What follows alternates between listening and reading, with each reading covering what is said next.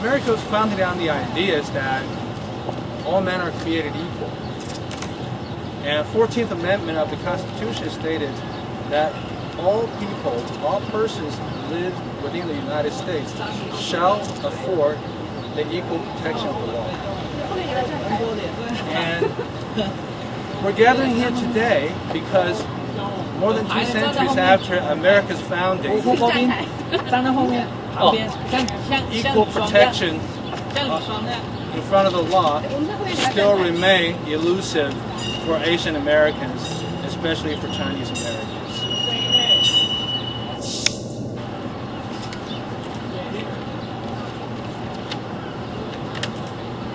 We had a dinner conversation the other day, and I was talking to my daughter about affirmative action in college admission. And I explained to her that Asian children have to score 50 extra points in SAT over their other peers just to get to the same colleges. And I asked her what her opinion was. And she said, it really doesn't matter, and I don't mind, and I'll just have to work harder. Asian Americans have been always doing the same thing, every time. And when we encounter an obstacle, when we look at a promotion opportunity, we have to work extra hard compared to our co-workers, and we say to ourselves, we'll just have to work harder.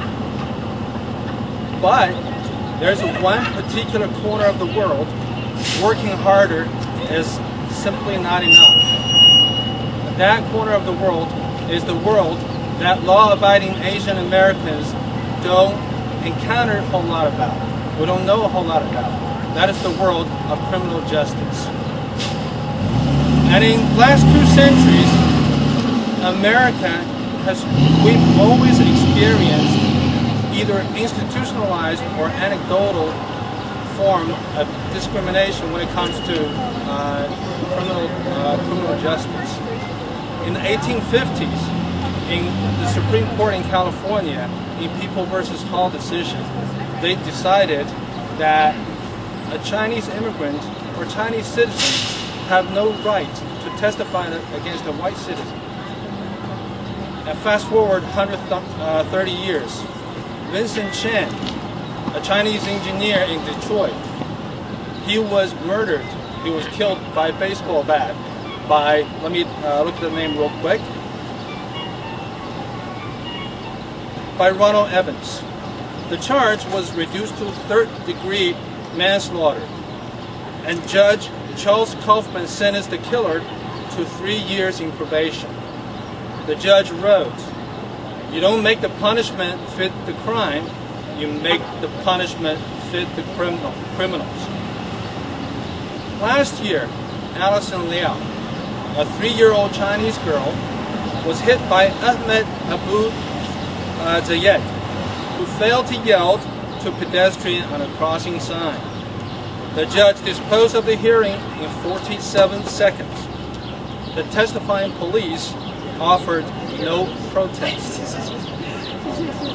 So America is tough on crimes, unless the crime is against a Chinese American. Now what happens if a Chinese American ends up on the other side of the equation? Peter Liang is under indictment for second-degree manslaughter. And let's take a look at a similar incident where an unarmed citizen was shot and killed by a police officer. Yuri Stamps was an innocent 60-year-old man and a resident of Framingham, Massachusetts. He was shot and killed by a SWAT officer, Paul Duncan, while laying down on the floor. The DA office issued this statement, and I quote, "There is no evidence that Officer Duncan intended to pull the trigger of his rifle.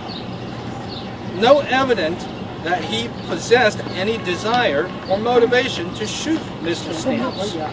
And no evidence that he was reckless or that he was using excessive force to attempt to secure Mr. Stamps. It is the conclusion of this office, based on the law and the findings of fact that are based on this matter, that shooting death of Mr. Yuri Stamps was an accident as defined by the law applicable to criminal prosecutions. As such, the fact of this matter and applicable law do not support a criminal prosecution. Please consider the parallels and differences between these two cases. Officer Peter Liang had no intention of shooting anyone. In fact, the discharge of his weapon hit the wall. Only after that, the ricochet hit Mr. Gurley. Which one would you call more of an accident?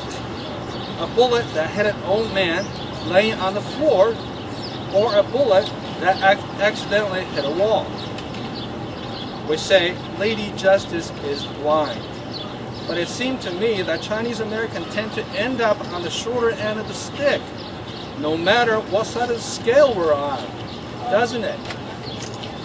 So what do we do? In addition to a lot of excellent ideas that we shared today, I'd like to offer two suggestions.